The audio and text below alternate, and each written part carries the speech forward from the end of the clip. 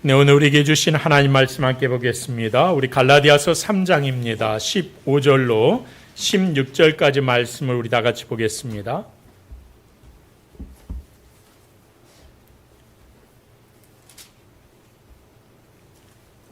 갈라디아서 3장 15절로 16절, 제가 가지고 성경은 신약성경 305페이지에 있습니다. 페이지 305쪽, 갈라디아서 3장 15절로 16절, 17절, 18절입니다.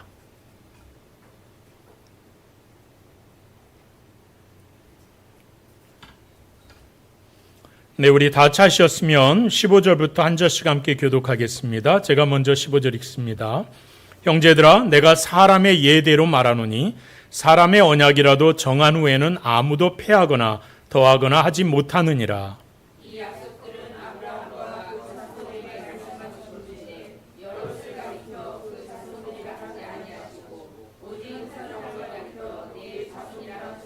곧 그리스도라. 내가 이것을 말하노니 하나님께서 미리 정하신 언약을 430년 후에 생긴 율법이 폐기하지 못하고 그 약속을 헛되게 하지 못하리라. 만일 그 유업이 율법에서 난 것이면 약속에서 난 것이 아니라 그러나 하나님이 약속으로 말미암아 아브라함에게 주신 것이라. 아멘. 여러분, 시간이 좀 지났습니다만 지난 시간에 제가 고속도로에 화면을 사진을 제가 이렇게 한번 만들어 봤는데요. 고속도로 저렇게 큰 트레일러가 저런 식으로 넘어질 리는 없겠죠. 이제 그림을 그렇게 그린 거예요. 요즘 AI 기술이 참 대단합니다. 저렇게 이제 전복된 상황은 아무도 단 어떤 차량도 지나갈 수 없는 상황 아닙니까? 막막했던 상황에 대한 이야기를 나눴어요. 마치 율법이 우리를 저렇게 하나님 나라를 향하여 나아갈 때 너희는 죄인이다. 아무도 하나님의 구원의 은총이 없다면 하나님께 나아갈 수가 없다 하는 사실을 우리에게 알려주는 그런 역할을 한다 하시는 말씀을 우리가 함께 나눴고요. 다음 페이지 보면 이제 대형 트레인이 이 또 트레일러를 치워서 다시 도로가 활짝 열려서 하나님의 나라를 향한 우리의 목적지를 향하여서 또 저렇게 일사불란하게 또 질서 있게 이동할 수 있게 되는, 그래서 그것이 곧 십자가를 통한 예수 그리스도의 구속의 은총이 우리에게 주어진 결과이다 하는 것들을 우리가 함께 나누었습니다. 사도는 갈라디아 교인들에게 율법이 우리에게 주어지는 구원의 은총보다는 그리스도의 십자가의 구속의 은혜가 더 강력하고 이것이 완전한 것이다 하는 사실을, 그래서 십자가의 구속의 은혜에 그것을 위해서 어떠한 노력도 필요가 없다 하는 사실을 우리에게 또 선포하며 말씀했던 기억이 있습니다. 그런데 이제 이 복음의 대자유를 선포받은 우리들이요, 바로 이 지점에서 그러면 우리 안에 이런 좀 날카로운 질문이 하나 생길 수 있겠다 하는 생각을 해봅니다. 이런 질문이죠.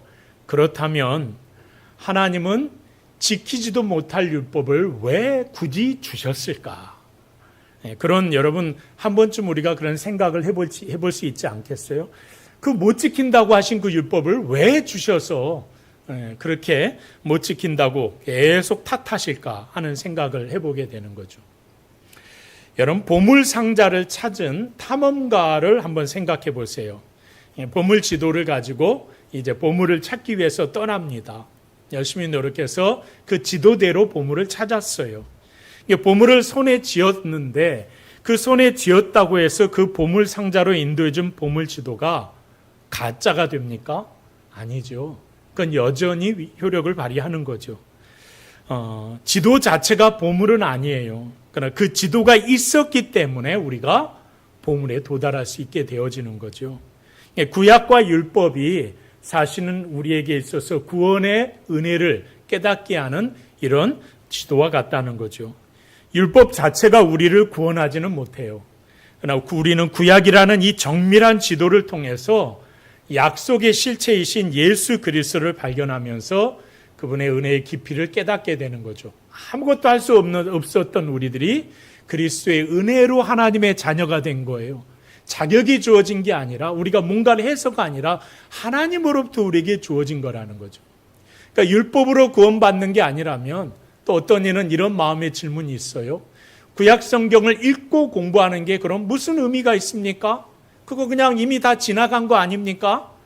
우리가 이 시대의 구약을 왜 봐야 합니까? 하는 또 질문을 이건 선지생도들이 합니다. 신학교에서 3학년쯤 되면 이제 성경을 배우고 나서 신학생들이 교수님들한테 묻는 질문이 그거예요. 구약이 필요 없네요, 그러면. 신약만 열심히 배우면 되지 않겠습니까? 하는 질문들을 하지요. 오늘 사도 바울이 걸어가는 발걸음과 정확하게 이런 마음이 들었다면 그 보조를 하고 있는 거예요. 신학적인 사유가 이 사도의 사유함과 아주 비슷하게 이제 진행되는 거죠. 여러분, 이에 대해서 바울이 본격적인 답을 내놓기 전에요. 하나님이 율법보다 앞서 세우신 결코 변할 수 없는, 절대 변하지 않는 약속에 대한 이야기를 먼저 하십니다. 그걸 먼저 꺼내죠. 오늘 말씀을 통해서 우리는요, 우리를 지금껏 올가맸던 하나의 습관들, 전통들, 율법에 대한 이야기들, 그런 창살을 뛰어넘어서 십자가로 완성하신 그 은혜의 영광 안에서 우리가 어떤 자유함을 누리게 되는가, 그 자유함을 누리는 삶으로 우리가 온전히 나아갈 수 있기를 주의 이름으로 간절히 축원합니다. 자, 그럼 먼저 우리 15절 말씀을 볼까요? 15절에서 사도 바울은 그 일상의 아주 명쾌한 예시를 하나 제시합니다. 15절을 우리 찬찬히 한번 읽어봅시다. 시작. 형제들아, 내가 사람의 예대로 말하는 사람의 언약이라도 정한 후에는 아무도 패하거나 더하거나 하지 못하느니라. 아멘. 여러분, 그 드라마나 영화를 보면요, 아주 유력한 인물이 그룹의 회장님, 이제 돈 많은 사람, 아버님이 이제 사망한 뒤에 여지없이 이제 이걸 누구에게 얼마가 갔느냐, 기업이라면 이제 이 경영권이 누구에게 있느냐, 이런 게 아주 단골 메뉴 아닙니까? 우리는 그런 거 신경 안 써서 참 감사한데 어떤 마음에는 그런 거라도 했으면 좋겠다라는 생각을 할 수도 있겠지만, 그래도 감사하잖아요, 여러분. 돈 때문에 내가 하나님 나라 간 다음에 우리의 자녀들이 싸우지 않는다는 게 얼마나 감사한 거예요. 자, 그런데 이게 이제 많은가 봐요. 그래서 영화나 드라마의 아주 단골 메뉴 아닙니까? 그런 일들이. 그 장면을 보게 되면 이제 형제들의 그 안에서 암투가 일어나고 누가 어떻게 지분을 확보하느냐 이런 얘기들이 많이 일어나는데 한 방에 해결하는 때가 있죠. 이 모든 문제가 해결될 때. 이 돌아가신 분이 유언장을 어떻게 작성했느냐. 그래서 이 변호사가 딱 나타나서 온 가족들을 모읍니다. 모으고 나서 유언장을 막 얘기를 해줍니다. 누구에겐 얼마, 누구에게는 몇, 이건 누구에게 갈 것이고 다 지분합니다. 거기에 대해서 찬성하는 사람도 있고 기분 좋은 사람도 있고 기분 나쁜 사람도 있겠죠. 근데 이 유언장을 다 낭독한 다음에 이 변호사가 말하죠. 이 모든 유언장은 공증이 되었고 법적으로 확정되었습니다. 이렇게 말하는 순간 모든 논쟁은, 모든 고민은 끝이 나버리죠. 이미 확증되었기 때문에 그런 거예요. 완벽하게 발효된 계약이나 유언은요, 그 누구도 그 내용을 지우거나 그 안에 어떤 독소조항을 은근슬쩍 그 사람이 아닌 이상은 다른 사람이 넣을 수가 없는 거지요. 오늘 바울이 이 15절 본문에서 사용한 단어들 가운데요, 우리가 이제 언약이라는 단어를 우리가 잠깐 살펴볼 텐데 헬라어로 디아데케라는 단어입니다. 디아데케는 무슨 의미냐면 두 사람이 동등한 위치에서 서로 흥정하면서 조건에 따라서는 넣거나 뺏거나 하는 그런 일반적인 계략, 그런 거래가 아니에요. 디아데케는 어떤 의미냐면 한쪽이 일방적인 계약이, 일방적으로. 서로 상호간의 계약이 아니라, 주고받는 게 아니라 일방적으로 자신의 모든 권리와 어떤 유산의 조건들을 정해서 선포하는 거예요. 그러니까 그걸 듣는 또 다른 한쪽은요, 그저 받는 거예요. 내가 싫어요, 이걸 넣어주세요, 이건 빼주세요 말할 수가 없어요. 그냥 일방적으로. 그래서 그 사람은 그저 감사함으로 그 유산을 얻는 거죠. 그런 유언장이에요. 그게 이 디아데케라는 단어가 가지고 있는 속성이라는 거죠. 그래서 오늘 여러분 15절에서 바울이 선포하고 있는 논지는 분명하죠. 이런 겁니다. 불완전한 인간이 맺은 유언장도 함부로 손댈 수 없게 된 텐데 하물며 온 우주의 주인이신 하나님이 친히 도장 찍으신 약속을 뒤집는다는 게 말이 되냐? 이 말은 결코 뒤집을 수 없다는 말입니다. 그러니까 하나님은 우리 인간처럼 상황에 따라서 딴소리하는 분이 아니지 않습니까? 그러니까 뒤늦게 이 조건도 지켜야 구원해 주겠다.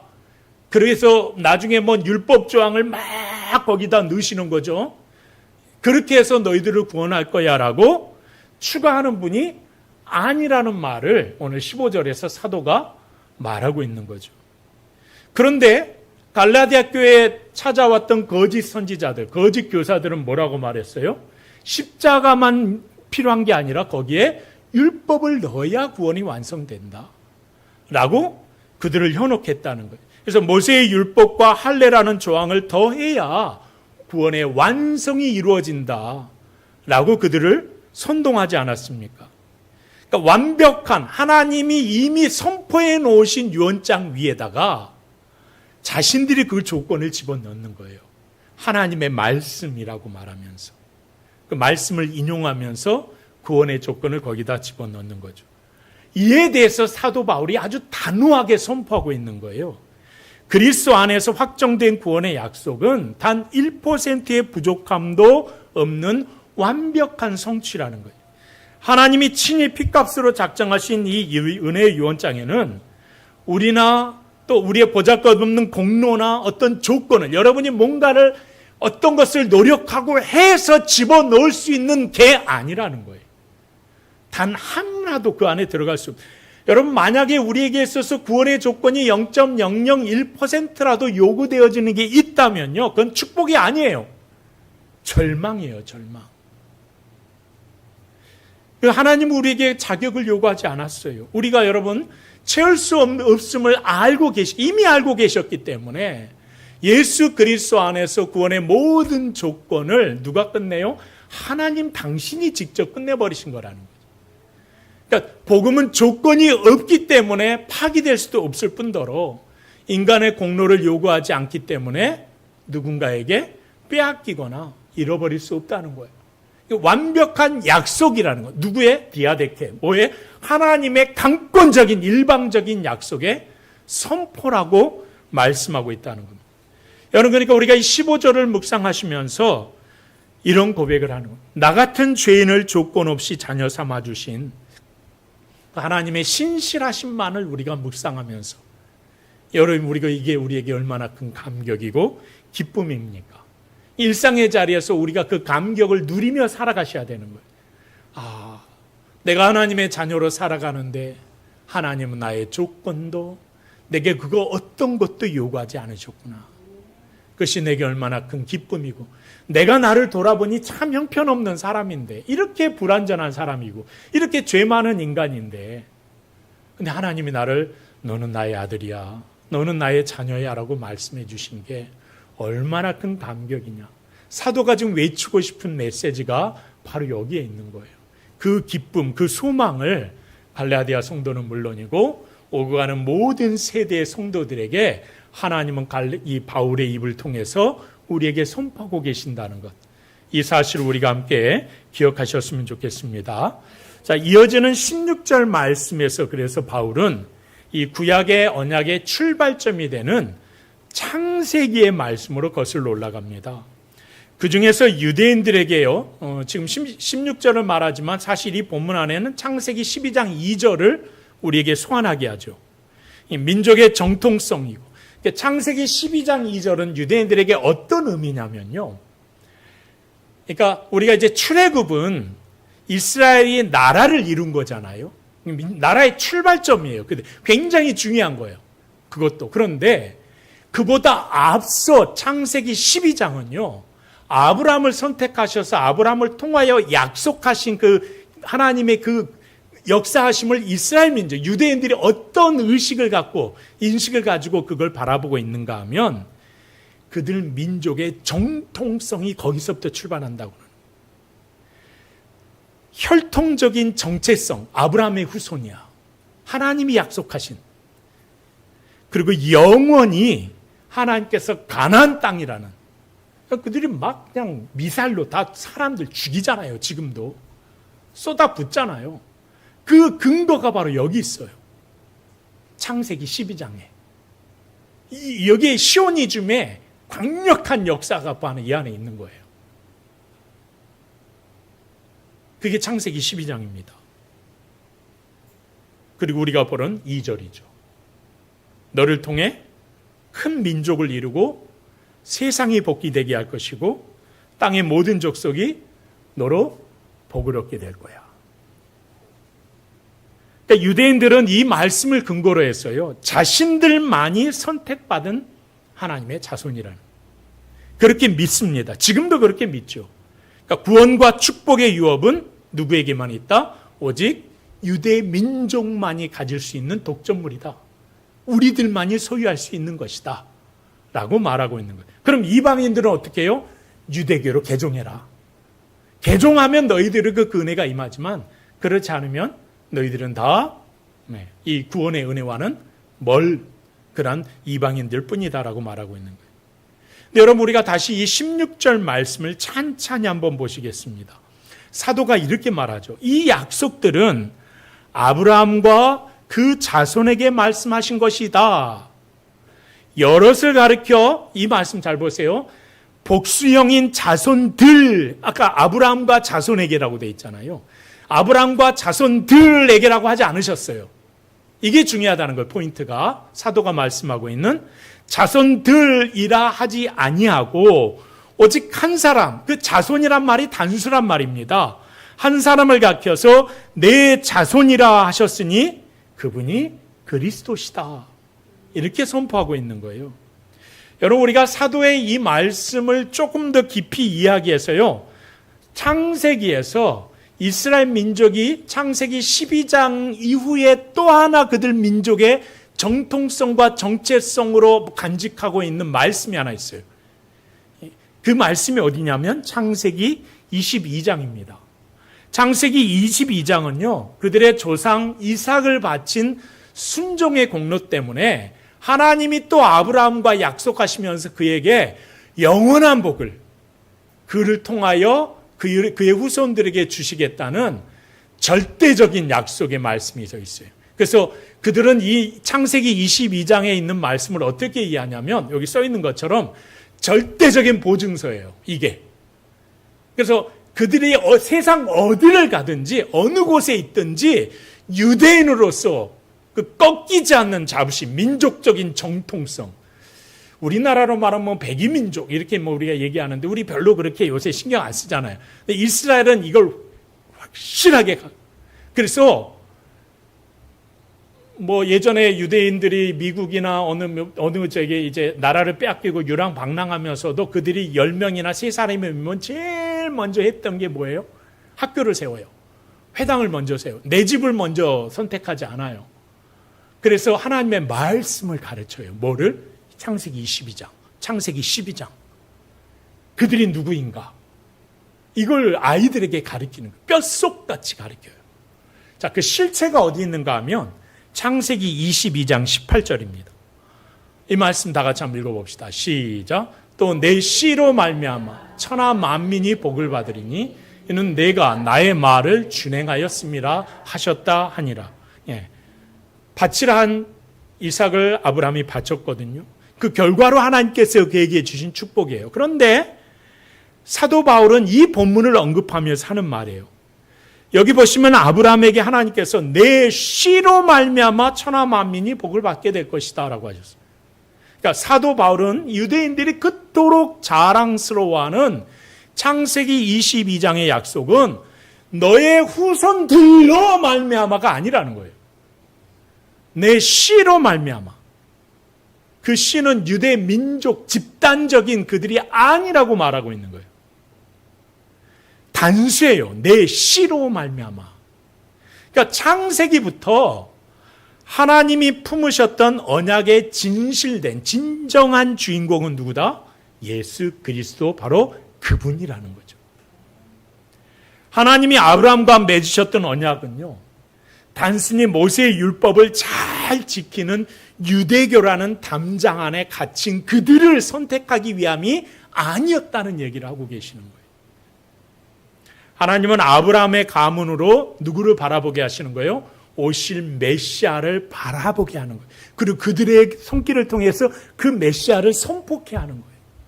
증거하게 하는 역할을 감당하겠다는 거죠. 예수님은 하나님 백성 전체를 대표하는 머리가 되시지 않습니까?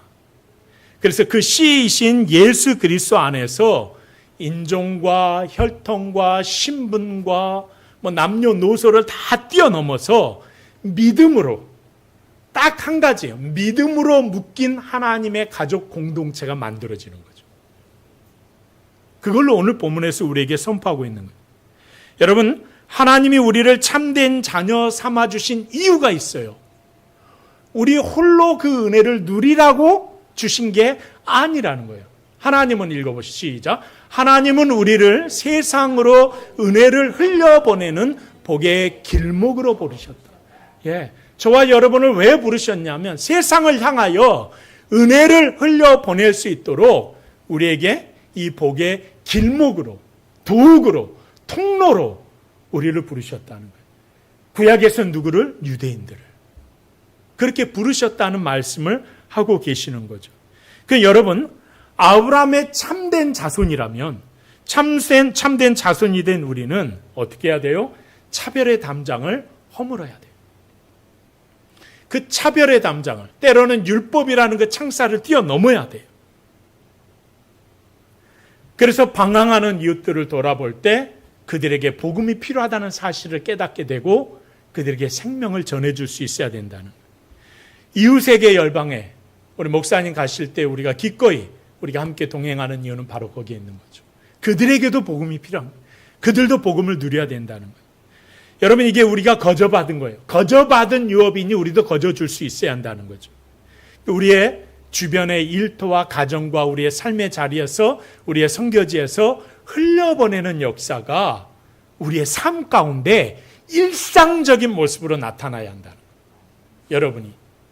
그러니까 여러분, 우리가 먹고 마시고 누리고 하는 것에 우리가 열심히 수고하고 애쓰는 건 맞는데, 그거 우리가 열심히 해야 되겠지만, 그곳에서 우리가 신경 써서 해야 될 건 뭐냐면 흘려보내는 거예요. 그럼 성경이 뭐라고 그러세요? 너희가 먹고 마시는 거, 너희의 삶의 자리에서 그렇게 노력하고 열심히 하고 그 자리를 지키겠지만 너희들이 그것만을 생각하고 그것만을 신경 쓰지 않고 흘려보내는 것에 너희가 신경을 쓰면 내가 너희가 생각하지 않은 것들, 내가 너희가 구하지 않은 것들도 내가 너희에게 줄 거야. 이게 여러분 복음의 말씀이에요. 하나님의 은혜라는 거예요. 여러분, 이 땅에서 부자 되고 싶으시죠? 아멘이 없으신 거 보니까 우리 교회 성도들은 참 겸손해. 예, 잘 먹고 잘 사고 싶으시죠?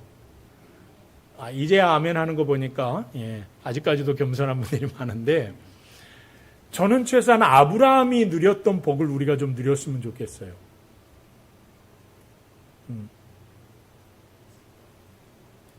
그러려면 말씀대로 사셔야 돼요. 하나님이 복을 주시겠다는 그 통로된 삶을 우리가 살아야 돼요.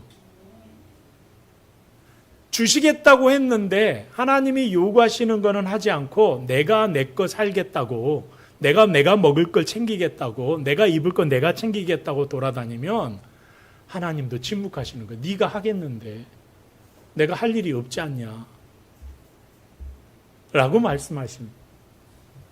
우리가 이 땅에서 어떻게 살아야 하는가 하는 이 질문 가운데 최소한 하나님의 사람들은 뭐 하는 사람들이다? 열방을 향해, 내 삶의 주변을 향해서 복을 흘려보내는 사람이다. 복음을 흘려보내는 역할을 해야 되는 것이다. 이게 하나님께서 내게 기대하심이라는 것. 이 사실을 우리가 잊지 마셨으면 좋겠습니다. 자, 그럼 세 번째로 오늘 본문 말씀에서 바울은 17절과 18절 말씀에서 그 율법의 한계를 분명하게 이렇게 밝힙니다. 자, 여러분, 하나님과 아브라함의 약속했던 그 시기가 언제냐면 기원전 2000년경인데 지금 이제 여러분 화면에 있는 그림처럼. 근데 율법은 언제 준 거냐면 2000년 이후에 430년 정도 지난 BC 1446년, 우리나라로 하면 청동기가 아닐까 싶은데요. 고조선 때 아니면은. 요때예요, 요때. 이때 하나님께서 율법을 그네들에게 주신 거예요. 1446년경에. 그러니까 430년이 지난 뒤에 추가된 율법이 어떻게 하나님이 먼저 이미 디아데케로 확정하신 그 은혜의 약속을 바꿀 수 있겠냐는 거예요. 그 무효로 만들 수 없다는 거예요. 그럼 우리가 아까 던지는 질문이에요. 그럼 왜 하나님은 율법을 주셨는가? 바울이 이를 설명하기 위해서 오늘 본문에서 아주 정교하고 깊이 있는 단어들을 두 가지로 우리가 먼저 디아데케라는 단어를 봤지만 두 가지를 우리에게 보여줍니다. 여러분 15절 이후에 17절에서도 언약이라는 단어가 등장합니다. 디아데케가 또 한 번 사용되어집니다. 약속이란 단어죠. 이게 본래요, 아까 한번 선포되고 강력한 거라고 일방적인 거라고 했어요. 그래서 법정적인 용어예요, 디아데케는. 판사가 법정에서 이렇게 하겠다 하면 끝나는 거예요. 더 이상 되돌릴 수 없는 그런 결정이 되는 거예요. 그게 디아데케입니다. 그러니까 한번 공증해서 발효되면 그 누구도 뒤엎을 수 없는 절대적인 유언을 말하는 거죠.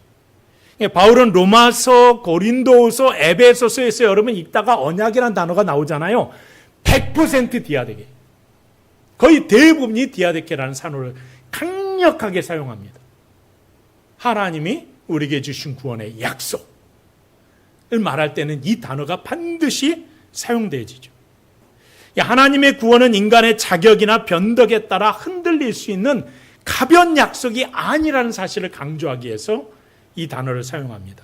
자, 이렇게 디아데케를 선포한 사도가요, 17절 후반부와 18절에서 두 번에 걸쳐, 총 세 번에 걸쳐서 이번에는 약속이라는 단어를 사용하는데요.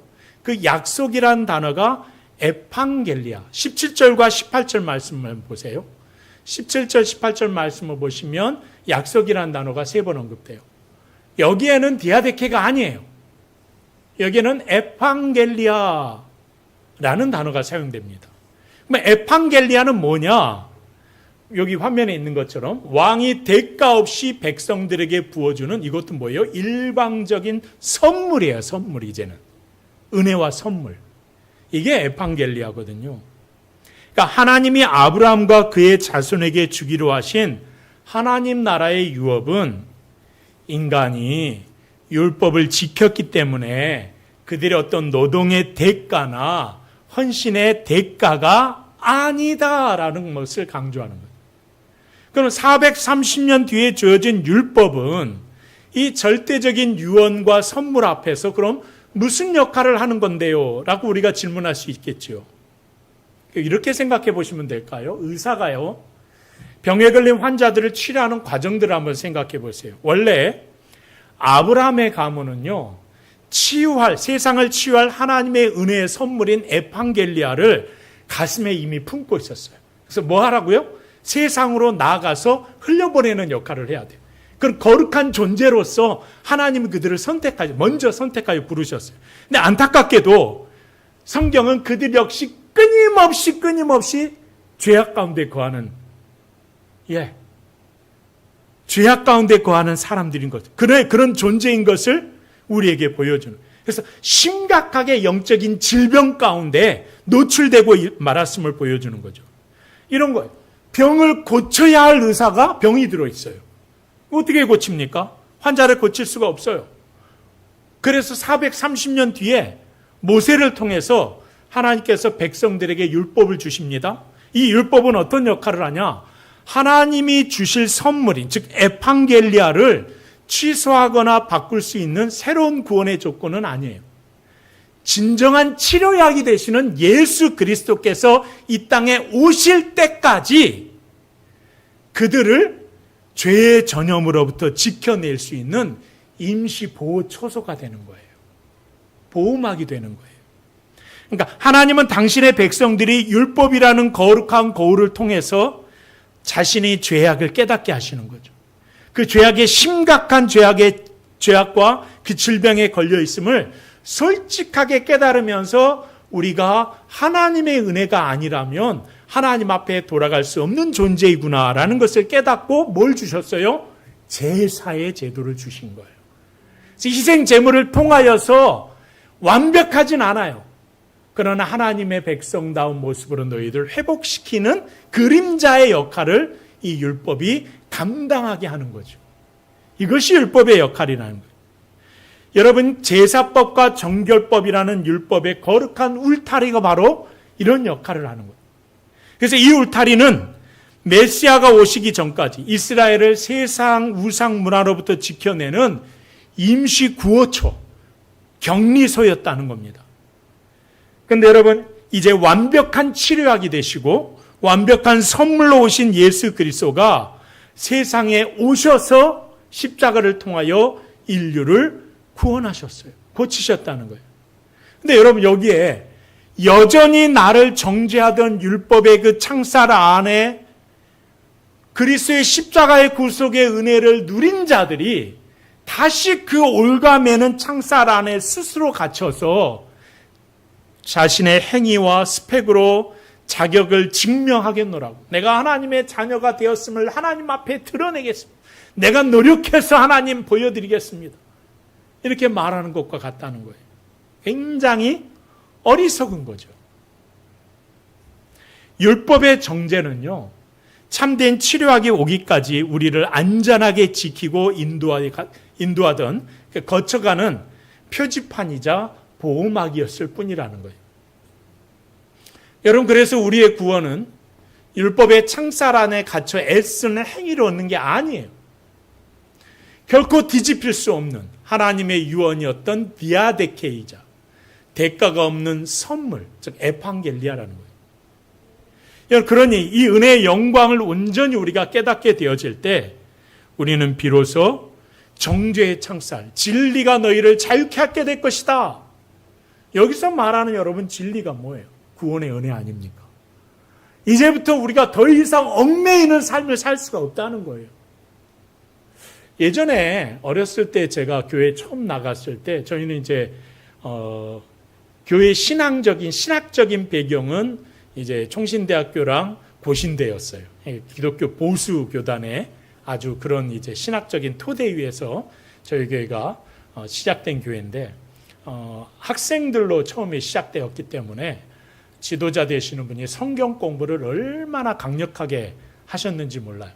저도 교회 간 그 다음 주부터 첫날 가서 인사하고 다음 주부터 창세기 반부터 시작했던 것 같은데 그렇게 이제 성경 공부를 철저하게 지키면서 행하면서 그래요. 그러니까 성경 공부를 막 하다 보니까 제 마음에 무슨 생각이 들었냐면 교회 안에도 자연스럽게 주일날은 가게 가면 안 돼. 결코 뭘 사 먹으면 안 돼. 그게 교회 안의 정서였어요. 뿌리 깊게 쫙 있었어요. 그래서 혹여라도 누군가가 가게에 들어가서 덥다고 아이스크림을 하나 사 먹든지 이러면은 완전히 걔는 죄인이 되는 거예요. 씻을 수 없는 죄인인 거예요. 주의를 범하다니. 그러면서 우리 스스로도 그를 정죄하고 막 올가매고 그랬던 기억이 있어요. 여러분, 우리 시대의 주일 성수라는 개념이 조금씩 바뀌긴 합니다. 말씀과 그러니까 본질은 아니에요. 바뀌지 않았어요. 그러나 그걸 적용하는 성도들의 삶 가운데는 여러 가지 변화가 있죠. 근데 여러분 보세요. 주일을 하나님이 우리에게 주신 주일에 대한 개념을 완벽하게 우리가 누리지 못하는 가운데 자유하지 못하면서 하나님 안에서 우리 스스로가 뭔가를 올가매고 나를 율법적인 어떤 창살 속에서 그것을 집어넣는 행위는 우리 하나님이 우리를 바라보실 때 기뻐하실까 그렇지 않을까를 우리가 먼저 판단해야 하는 거예요. 그리고 우리의 삶에서 어떤 결단을 해야 될 것이고 그 결단의 문제가 성경적인가 아닌가를 생각해 봐야 되는 거죠. 하나님이 우리에게 있어서 구원의 은혜 가운데 못할 게 없고, 어떤 법적인 죄악 가운데 우리가 행해서는 안 되겠지만 그런 자유함이 우리에게 있다는 사실이죠.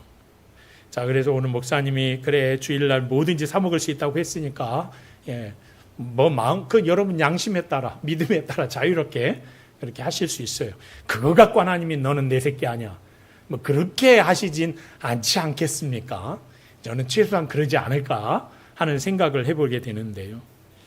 여러분 자유하십시오. 진리 안에서 하나님이 우리에게 주신 은혜의 영광을 온전히 깨달으시고 이런 정죄의 창살을 온전히 벗어나셔서 진정한 그리스도 안에서 자유함을 누리며 살아가시는 우리 새한가족들 되기를 간절히 주의 이름으로 축원합니다.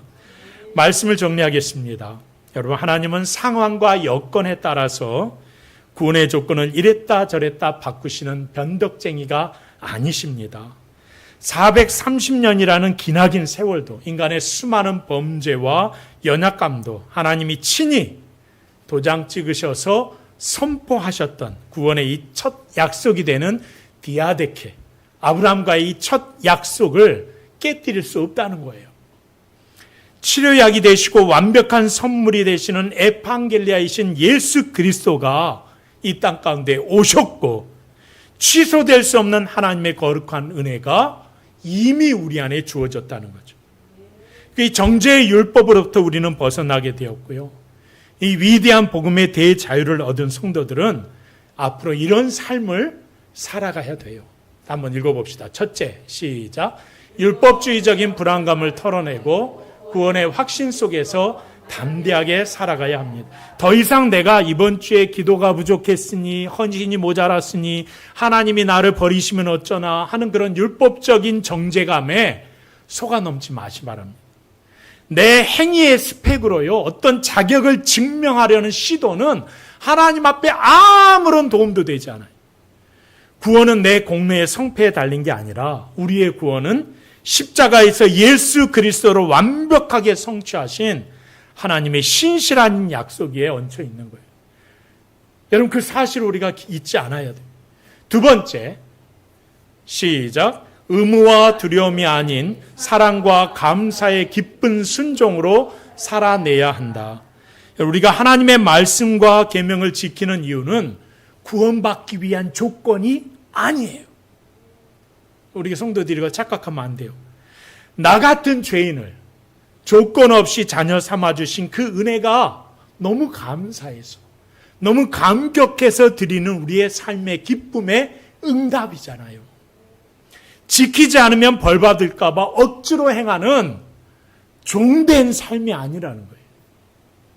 나를 사랑하시는 아버지를 기쁘게 해드리고 그렇게 기쁘게 해드리고 싶어서 자발적으로 내 삶 가운데 내가 순종하는 참된 하나님의 자녀된 삶을 살아가는 것, 그것이 우리가 살아가야 할 삶의 본분이고 모습이라는 거죠.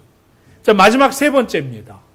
시작. 나를 품어주신 복음의 자유로 이웃을 섬기며 은혜를 흘려보내야 합니다. 이게 너무나 강조돼야 될 거죠. 앞에 것들은 내가 이렇게 살아야 할 것입니다. 이제는 그렇게 살아가는 내 삶에 이런 결과물들이 나와야 돼요. 라고 할 때 그 결과물의 핵심이 바로 이거예요. 예수 그리스도께서 율법의 감옥에 갇혀있던 우리들을 피값으로 이미 자유케 하셨어요. 이제 이 자유를 나만 누리는 게 아니라 내가 살아보니까 너무 감사하거든요. 내가 하나님의 자녀된 삶을 사니까 너무 행복해요. 내가 오늘 이 시간에 세상 사람들은 저 미련한 것들, 저 어리석인 것들, 저 시간 낭비하는 것들 가서 그냥 자기 개인적인 생활하면서 어떤 많은 어떤 자유함을 들고 취미를 하든지 하면 이 시간에 참 자기 자신을 쓰면 좋지. 뭐 하려고 주 일요일 날 가서 예배 1시간 동안 드리고 또 성경 공부하고 수요일 날 또 그 늦은 시간에 가서 기도하고 새벽에는 또 그렇게 아침 일찍 나가가지고 앞치명 인간인데 자기를 위해서 노력하고 개발하는 것도 아니고 가서 예배 드리고 그리고 목요일 날 또 저녁에 철학기도 한다고 그러고 참 한심한 것들이요.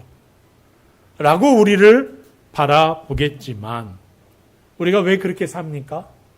하나님의 자녀된 기쁨 때문에 사는 거지. 여러분 중에 하나님의 자녀가 되려고 그렇게 사시는 분 계세요? 아니, 이런 거예요, 여러분. 주일 예배 오늘 또 얘기하는 주일 예배 어쩌다가 못 드려버렸네. 수요 예배 못 나왔어요. 목요일 기도도 못 드렸어. 새벽 예배 못 했어. 말씀도 못 읽었어. 기도하라고 그래 기도도 못 했어. 너무 힘들어. 이 힘듦이 구원받지 못할까 봐. 하나님 앞에 인정받지 못할까 봐. 그게 아니라 하나님이 내게 주신 은혜가 너무 큰데 그 하나님이 하나님 앞에 드리는 예배를 못 드린 것 때문에 내가 마음이 아픈 거예요. 하나님과 대화해야 되는데 기도하지 못한 것 때문에 내 마음이 아픈 거예요. 여러분, 살아가는 삶의 방향성이 달라요. 구원받으려고 우리가 예배하거나 구원받으려고 우리가 기도하는 게 아니라 이미 구원받은 자의 감격스러움으로 살아가는 거예요. 그러니까 이 감격스러움이 여러분의 삶 속에서 회복되지 않으면 예배 드리는데 여러분 아파요. 갈빗대가. 그래도 찬양하면서 웃을 수 있는 거예요. 숨쉬기도 힘들어요, 사실은. 운전하는데 이게 꿀렁꿀렁 하면은 팍팍 찔러요. 9번이 어떤 역할을 하고 어디를 찌르는지 모르겠는데 기침하거나 뭐 하면 너무 아파요. 그래서 잠잘 때도 자다 깨다 그래요. 힘들죠? 허리도 아파 죽겠는데 갈비뼈까지 아파가지고 그렇게 됐으니. 그런데 예배할 때 너무 좋아. 하나님의 자녀라는 사실이 우리 안에 감격스럽게 하는 거예요. 우리의 삶을 기쁘게 하는 거예요. 이게 조건이 될 수 없다는 거예요. 이게 전제가 될 수 없다는 거예요, 여러분. 그렇게 사셔야 되는 거예요. 그걸 놓치면 안 되는 거예요. 그래서 사도가 우리에게 했던 말 중에 고난이 너희에게 다가올 때 그 고난 때문에 너희가 슬퍼하거나 근심하거나 염려하거나 걱정하는 게 아니라 그 고난이 오히려 우리에게 소망이 되고 기쁨이 되고 연단이 되고 행복이 되는 이유는 바로 여기에 있다. 내가 이미 하나님의 자녀가 되었다는 사실을 고난이 바꿀 수 없다는 거예요. 빼앗을 수 없다는 거예요. 그 삶을 우리에게 살아가도록 요구하고 있다는 거죠. 여러분, 그러니 임시 격리소에 불과한 이 율법의 그늘에 우리가 그리스도인이라면 이렇게 해야 돼라는 이 정죄함에, 이 구속함에 여러분 더 이상 매이지 마시고 이미 디아데케의 선언에 의해서 에판겔리아의 선물로 이미 우리에게 허락하신 예수 그리스도의 완전한 자유 안에서 여러분의 가정과 일터와 세상 속에서 그 자유함을 흘려보내는, 사람들에게 증거하는 삶을 살아가시기를 주의 이름으로 간절히 축원합니다. 아멘. 이 시간에 우리 한번 이렇게 기도했으면 좋겠습니다. 여러분 함께 우리 오늘은 이제 우리 이게 그러니까 코이노니아에서 셀모임 프린터가 아니고 단순히 그냥 설교 노트 프린터가 되어 있는데요. 안으로 보시면은 세 가지의 기도 제목이 있습니다. 흔들리지 않는 하나님의 약속 위에 믿음의 닻을 내리게 하시옵소서. 언약의 참된 주인공이신 예수 그리스도 안에서 하나님의 자녀된 정체성으로 살아갈 수 있게 하여 주옵소서. 율법의 낡은 창살을 완전히 벗어나서 기쁨으로 순종하는 참된 자녀된 삶을 살아갈 수 있게 하시옵소서. 우리 잠깐 이 시간 주신 말씀 기억하면서 이 말씀 함께 보시면서 함께 기도하겠습니다.